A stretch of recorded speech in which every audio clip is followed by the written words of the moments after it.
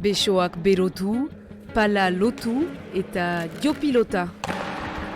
Denek bat elkarteak ioldiko trinketean handi pilota saioak hasi ditu joan den urrian.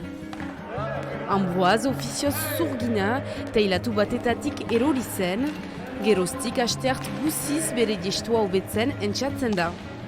Zu aniz hogei egiten, ertzen daukute eta...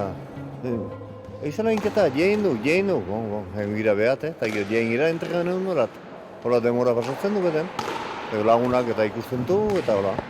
Momentuko bost pilotari lizentziatuak dira, Vincent kide berria da lehen aldiko pilota joko du. Moi je trouve que c'est bien, ça permet de sortir un peu, et avec les copains on se retrouve, et ça permet de faire une bonne ambiance. Jokalariek lehiaketa bat jokatu nahi lukete.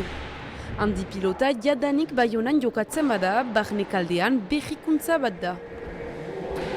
Irekidura da, bertze pilotariek jakin dezetela elbarritu ere irikia dela.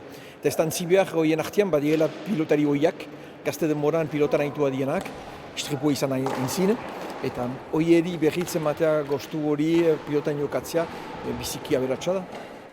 Gurpil-aulkiak azparneko eskubaloi taldeak prestatzen dizkiete, helburua jen aulkiak eskuratzea lirateke. Horietako batek 2.000 euro baino gehiago balio ditu.